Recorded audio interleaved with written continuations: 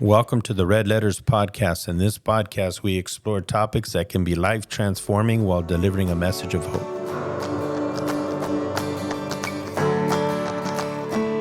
Hello, and welcome to today's episode of Red Letters. Today we're going to be discussing, is mental illness a forever battle? Some of you may know that at our church, we are actually covering, during this month, we'll be talking about mental health illness. So I'm going to go ahead and start. I believe that mental illness is not a forever battle when the individual gets the right treatment. And I'm not sure if you guys here at the table, Tony, Ida, are familiar with anyone who's ever had an addiction of either alcohol or whatever. They always say that you need to stay in the program to keep going to the meetings. Because of what I know about mental health illness, if we get out of those programs and we disconnect from the people who help us with our treatment, then we can fall into depression or anxiety. And if just in case you guys don't know, there's not just depression and anxiety. There's other diseases like schizophrenia, bipolar. These really, I call them strongholds because I strongly believe that something must have happened. Generational curses, something that comes generational. Somebody in my lifeline or somebody in my bloodline didn't deal with it, so now I'm having to deal with it today. But I believe if you get out of treatment or you stop associating with the people who help you, your support group, then you fall back into that illness. That's what I believe. I don't. And would you say that it's mainly just because of the support you get from being in the group and or the knowledge you continue to grow in? Mm-hmm. I know it's a combination, but is there one out of those two things, or is there something that I'm missing that you get from being a part of those? Because I know like in AA, I think it's Alcoholics Anonymous, they even have you declare that I always will be, but I'm in the process of being changed. Right. But it's that recognition that, you're labeled as an alcoholic. Mm-hmm. I think for the rest of your life, I think that's how they do it, if I'm correct. But what would you say is like the reason why being a part of that is so good? It would be because they understand me. Okay. This individual, and they can, whenever I'm going through something, they can kind of see the red flags. Okay, Mary started talking about this. There's something, I wonder if she was being triggered. We go around certain family members, certain whatever groups you engage in. I don't know, going to a club when you knew that was something that either gave you a lot of anxiety or made you very depressed or something. It's related to some type of trauma in your life. So then we start engaging in that, but not really, but we are like testing the waters. And then those symptoms start coming back on. And that's why whenever you're in a group, somebody in the group they're not afraid to call it out. Like, look, what you're doing is not healthy for you.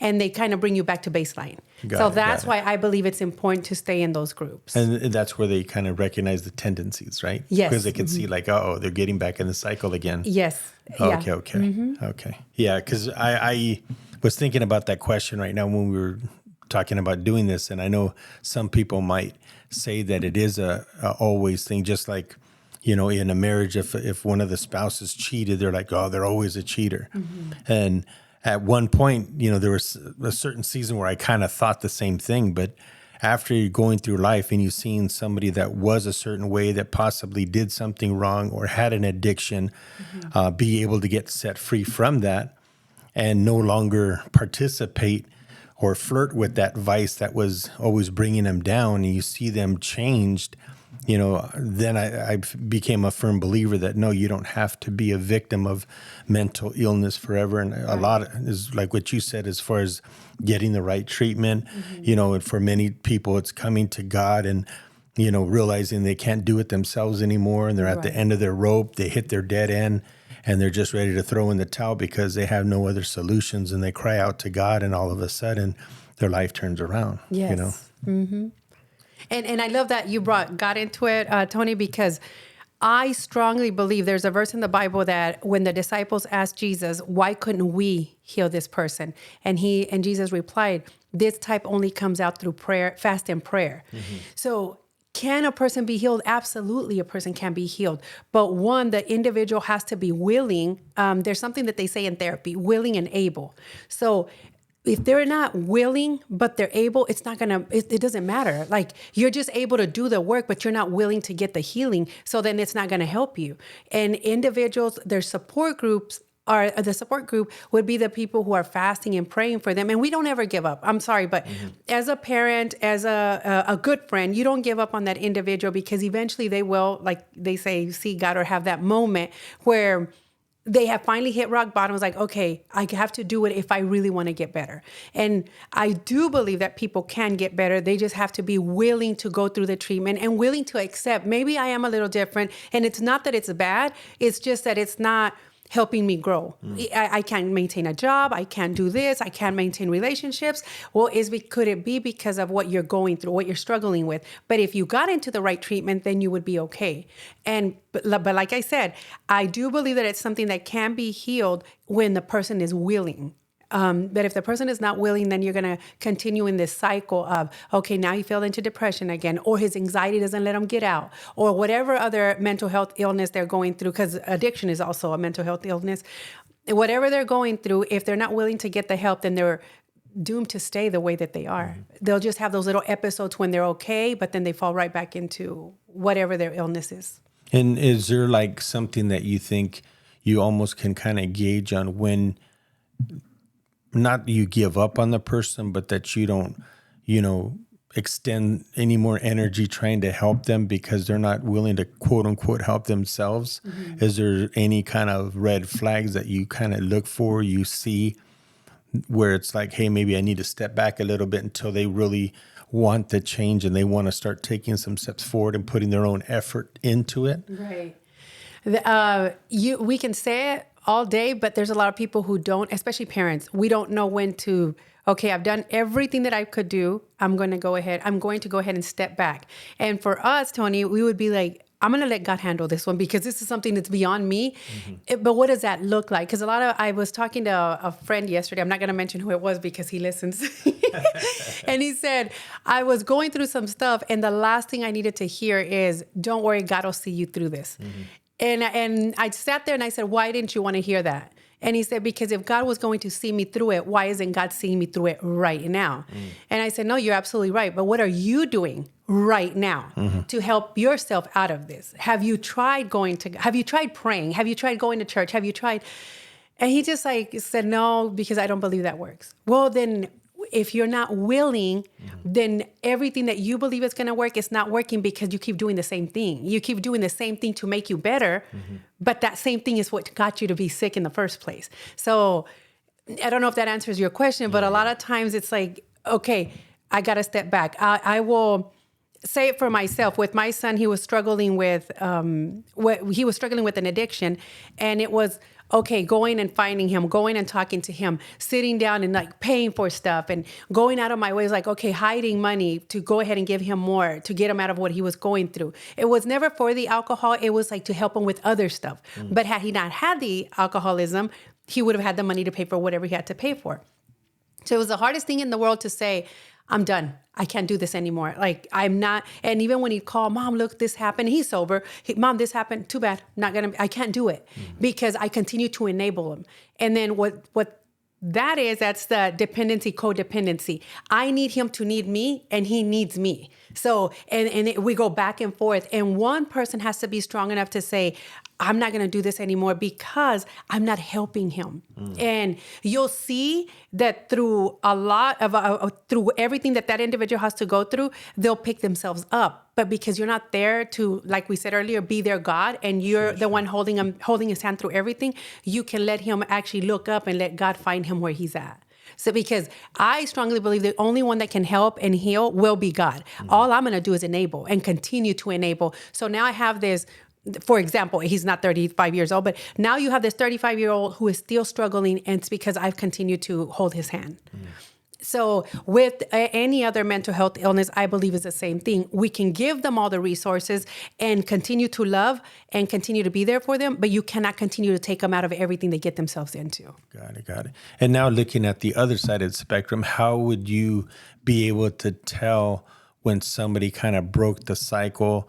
Not that they're bulletproof on, overcoming the issue, whatever it was, but where they actually kind of broke the threshold of, you know what, I broke the cycle. I'm not, depressed anymore. yeah, or it hurting. doesn't have a stronghold on me anymore. Although I haven't been delivered for 5 years, let's just say. Right. How does somebody kind of know when they kind of broke that threshold? The individual that's actually going through it, we have to keep this in mind, is fighting every single day to become that whole healed person and function as best as they can. So the support group, which would be us and their family, has to believe in them, has to believe, okay, and not quit putting in their face, yeah, this is only going to last another week or so, because last time it only lasted so long. No, you have to understand that as frustrated as you are continuing to believe, that's how frustrated they are to continue to fall. But it's a stronghold. So then if you can just see them with those eyes of compassion, with that heart of, I love you and I'm going to be right here for you and I believe in you. They have to have one person at least to believe in them. So when that continues to happen, and let's say they do fall in 3 months, you know what? You did great. We just start from here and we keep moving. And let that individual pick themselves up again, but be that support, that loving support. I'm not saying if they went and spent all their money or whatever, don't be the one that, okay, I'm going to bail you out again, because we've done that before. So it's like but those individuals typically know by this time, no one's going to bail me out. And sometimes it takes hitting that bottom to say, okay, I need to be in treatment and I need to follow through with treatment. And maybe this time it'll last a year, maybe it won't, but continue to support, love, and believe in them that it's going to happen, because it will happen. It's just not going to happen in our time. I mean, meaning Mary wanted it to happen in 3 months or a month. No, it's going to happen, but it's all going to be the right timing. God knows exactly when what has to happen and how it needs to happen. So you can't really put an expiration date on it. Exactly. Yeah. We'd like On to. the actual person themselves, they determine how long it's going to take. Yes, exactly. Yeah. And I think when you go back to loving them and giving them compassion and everything, I think day by day, you have to praise them for every little thing. Effort. Exactly. Every little effort that they do that's different, that they normally would have not done. Right. And I do that with my oldest son. Is any time he does something that I know that, wow, this is new. It could be the littlest thing. And it took a lot from him. Exactly. Yes. And I'll tell him, you know what? Awesome. Good job, son. And I love him for that, know? Yes, exactly. So I don't tear him down. And I continue. I'm not enabling him. I stopped enabling him.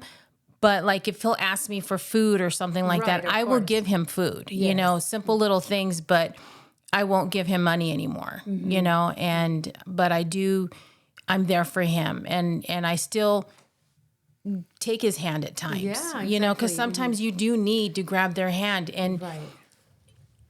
it's not always easy for somebody, depending on how deep in depression they are. Yeah, exactly. Sometimes they can be in that pit. Right. And they need somebody to get them out of it. Mm-hmm. And I know it's a choice, but it starts with a choice. Yeah.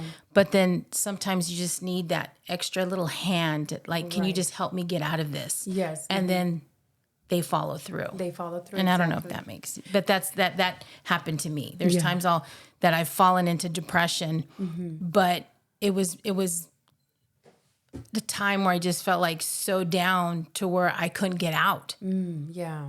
And I had to come to that place where I had to just start, okay, God, I need your help. Right. I need you to get me out of this. I don't know how, but just help me, And it was just baby steps for me, just one little thing at a time of reaching out to God and say, God, help me, and choosing to want to get out of that. But it's not easy. No. And I'm glad that you said that, Ida. It's like you reached out to God. But there's so many people that when they're in that pit, they don't know how to reach out to God. Yeah. So it's up to us to lovingly be there for them. And sometimes we don't have to mention God, but we can mention love. Right. Like, you know that I love you. You know that I'm here for you. And it's okay to be there for for that person, because I can't say that I've fallen into depression, but I've gone through a lot of stuff, and it's hard to get out of that. It's hard to get out of that self-loathing. I hate myself. I hate everything about me. I don't know how to do anything right. That it's so hard to get out of that sometimes. And it can become suicidal. I know this because I've lived it, and to get to that point where you're constantly thinking the world would be better without me. That's mental health. That's something that's taken over your mind, that's telling you these things, and you're believing. But because everything in your environment, everything around you kind of shows up and says, yeah, nothing works out for you. But I want to agree with you and say it is a choice, but sometimes we're so far deep into it that choice is not even like in our what do you call it, our mind. It's just something that's happening at the moment. But for those individuals who are going through that, at the very least, seek out that one support system that you have, whether it's your mom, your best friend, your coworker, whoever it is. Just talk to them like, look, I've been feeling this way and I don't know what to do about it. And because what you need at this time more than anything is a sound mind, someone that is going to talk you back down to baseline and say, okay, what if we get help? What if, you just needed to go to your maybe primary care, and then we start there because what's going on with you, this is unusual, or and it's sometimes these mental health illnesses come in and because of something that's happening either in your environment or something somebody in your family did. And it's so important to know this, that if you have a family member, for me, it was my mom, let me go ahead and let me see how much time I have. So my mom, we would go, yeah. So she was going through menopause, and it was she was 37 when she started going through that. We didn't know what that was. Obviously, I didn't know what that was. But she would drive and park us, hear me out here, at a cemetery, because the cemetery was like a few blocks from the state hospital there in Texas. And we didn't know what we were doing, and we didn't know what she was doing. But she was seeking help, but it was so taboo to have a mental health illness at the time. I'm sure still people talk about it, but that she didn't want anybody in the family to know that she was seeking help for what she was going through. So we're seeing that, like, why are we parked? Because that's how far it was. She could park at the cemetery and then walk to get her services. And she was being treated for mental health issues, but she didn't want to tell anybody. And it was postpartum, but it's still that's called a mild cognitive impairment, where it doesn't make you think correctly. So she was seeking help, but hiding from it. So that can't be healthy either. Mm-hmm. So talking to that one person, or having somebody, that sound mind that says, okay, we need this help, let's go together, but not have shame with it. Don't go if you feel somebody's going to shame you or ridicule you. That's not the person you want to talk to. But a lot of times we tend to go to those people because those are that's my comfort, is being with that person. So, but my point in saying this is, if my mom had not gotten the help, I think most of us would have been more messed up than we are right now. But at least she was at that point in her life, she was seeking out help, because I didn't want to continue to be this way anymore. And so for me, that's something that I want to talk to our listeners to. If your caretaker, partner, whoever is in your life isn't getting the help, and you feel that you are now falling into some type of mental health condition or illness, it could be a reflection of what you're seeing every single day and what you're struggling with yourself by trying to care for somebody like this. So it's okay to separate yourself from them, meaning get some distance between you and that individual.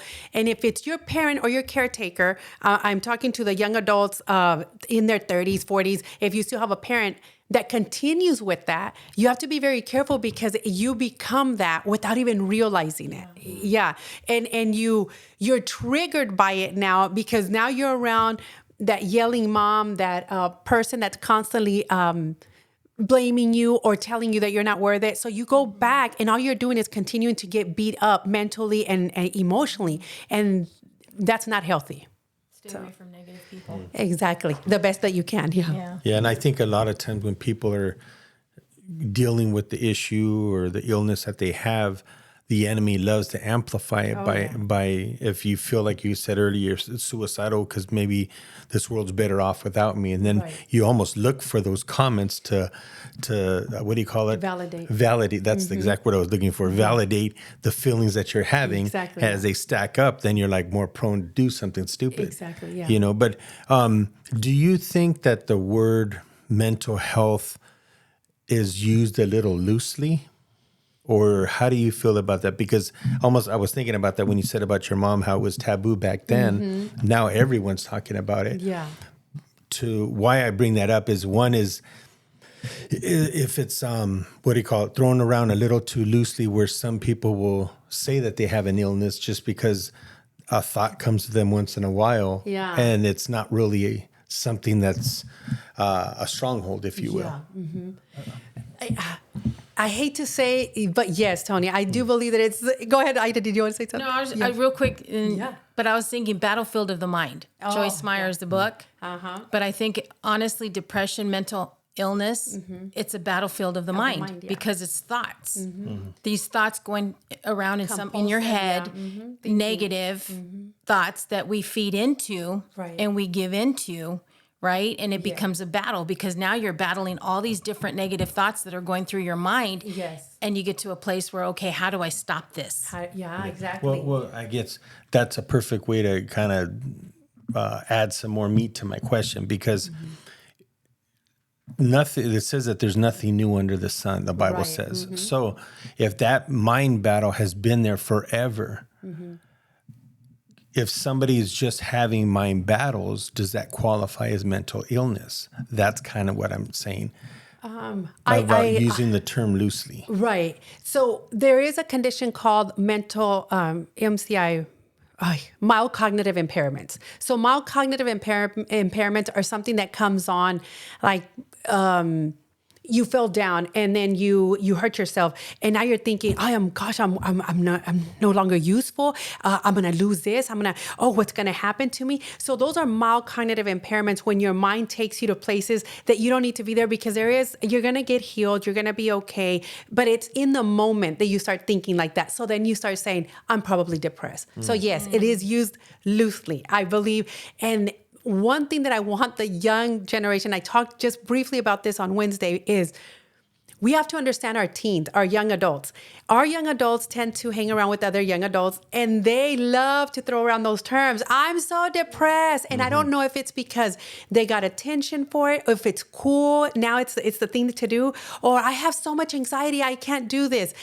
So then everybody wants, so all of them, so we can all be cool. We're all going to say we're anxious like Mary. We're all going to be depressed like Mary because, well, Mary seems to get a lot of attention when she throws around these words. So now I'm going to do it too. So I do believe that it gets thrown around a lot.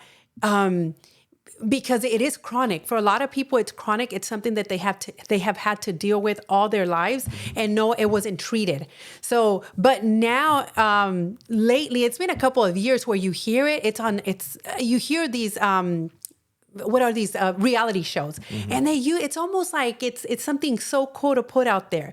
And I just believe, yes, Tony, I believe it's used loosely and there's no need for it, but kids, I understand why kids do it. It's the cool thing. Everybody else is doing it. Why not? But now we don't know when to take you serious. Yeah, exactly. So that's what ends up happening there is like, should we do something about it? But just if in doubt, do something about it just so it doesn't evolve into something worse. And go ahead.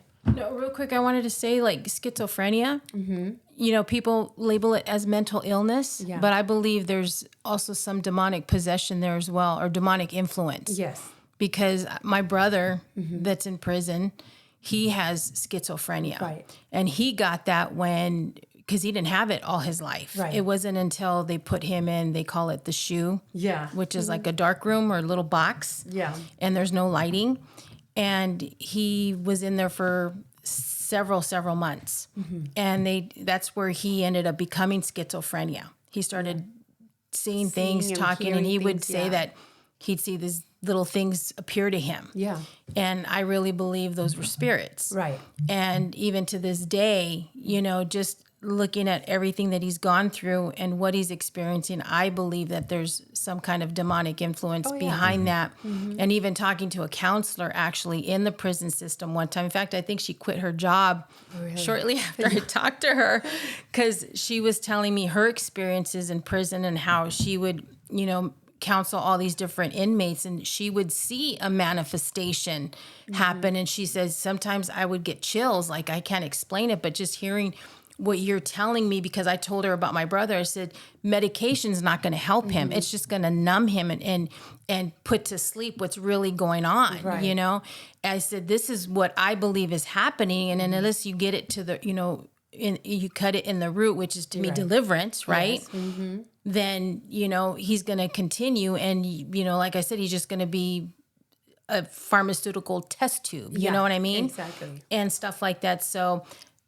anyways, I wanted to share that. No, yes. And that would fall under abnormal psychology. And there's a reason for that, because that's something that takes a lot more treatment, and it doesn't, and like you said, it comes out, but you start seeing the signs. With young men, it's between the ages of 17, don't quote me on this, but older. Then you see it, the onset of it.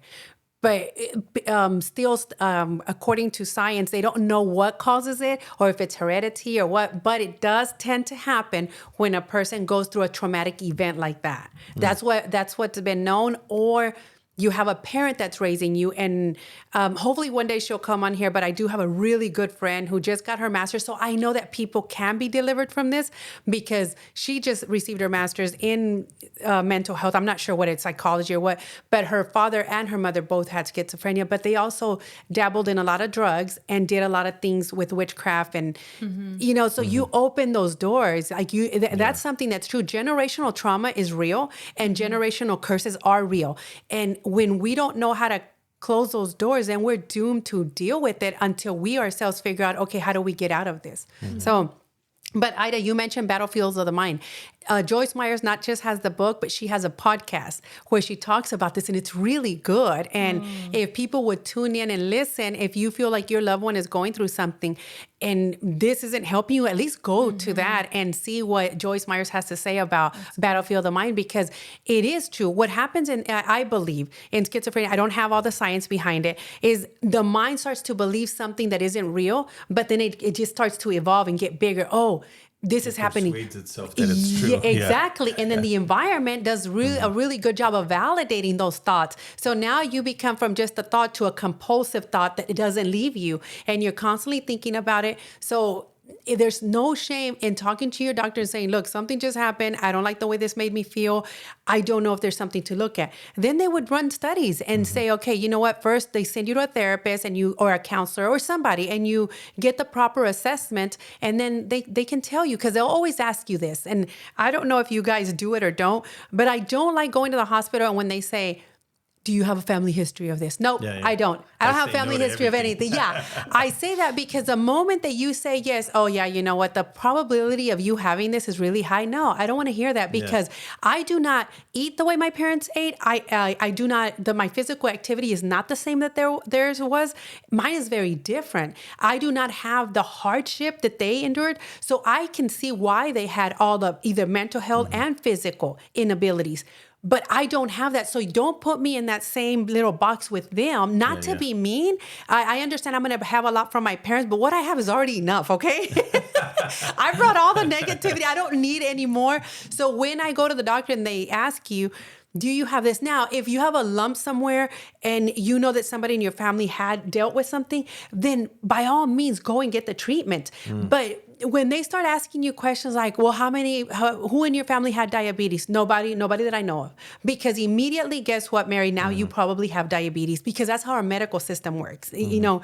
And when you talked about schizophrenia earlier, Ida, you're right that you know that the medication for this illness is very expensive. So somebody's making a lot of money. But if they were to find a cure, deliverance, and point the individuals to the right place, do you think that the pharmaceuticals or somebody else would be making this much money? No. So it's good. It's better to keep you sick than to actually go out and say the truth of how you could get the proper treatment. So there was another medication that was a holistic doctor talked about it. And he says, this has been proven to help people with schizophrenia. Do people take it? No, because, oh gosh, I've tried everything. I'm not going to try that. But that's how the enemy works. Those are those things in your mind that say, why are you going to go waste your time and money here when you've already tried all this stuff that the doctors have been telling you about? So it's important. Do your research. When it comes to those the abnormal psychology, do your research and see what you feel is best for you. And if you don't have the right mindset to do it, have your family members like, help me research this. Help me how to go around to get the proper treatment, because I actually want to get better. One thing I think it's worth mentioning for sure too is you could go from one side of the spectrum where maybe somebody's saying that they have a mental illness, like we were saying, because it's cool to say. But then you can go to the other extreme where you can have a mental illness that, like almost like what you were saying, that medicine really can't solve, because there's actually a spiritual aspect that needs to be taken care of. So understand that some mental illness, some of the roots are spiritual. Yeah. The way that I kind of see mental illness is a lot of times when a certain trauma takes place in somebody's life, the enemy a lot of times will try to attach, if you will, a negative spirit, or attach a thought, something that's more on the spiritual side, to lodge, to cause that issue to be a bigger, deeper issue that even medicine can't take care of, because it just, I think we mentioned it earlier, that, or you did, Mary, about like how Jesus said these type go out by prayer and fasting. Yes. So there's some needs where only someone that knows how to deal with the evil spirits and or the spiritual side, meaning maybe a certain pastor or somebody that knows how to do deliverance. At times, those are needed to actually get true freedom, because medicine can only go so far. Exactly. And I just think that that's worth mentioning, because sometimes that is the case. Not all the time, but sometimes. And also, Tony, for someone who is actually dealing with any type of depression, any type of mental health illness, be very careful what you allow in your gates. And this is something that I've learned, obviously, with Mary Bell and Mama Betty. Shout out to them, because they are amazing at deliverance. I strongly believe that they are, and what they're able to do for people. But what we are allowing our gates. So if you're already going through a depressive state, and we start watching these horror movies, what are we allowing our mind to be filled with? And then I don't get it, but some people like that horrific murder where there's blood everywhere. That does something to the brain. It really does. And now if you're already in a state where you're not stable enough, and then watching this stuff or listening to it doesn't help the matter. It just amplifies it. Exactly. So we have to be very, very careful what we allow into our gates, what we're seeing, what we're hearing, what we're even eating, anything that we're doing with our gates, because that's how it gets in. Like you said, it's those spirits. And sometimes it's not, Pastor said this last Sunday, it's not just spiritual, because it's a technology that we're allowing. Yeah. So, but those spirits will find a way. But if we can empty ourselves out of that and then fill ourselves up with what God, the truth, then our healing process would be much better. Yeah, that's so good. So in closing today, guys, we want to thank you so much for tuning in. Obviously, we're not experts in the field, but you can Google, you can talk to your primary care. I am a mental health professional. I love the field, and I know that people can get healed because I have seen it. So we thank you so much for tuning in, and we'll talk to you next week.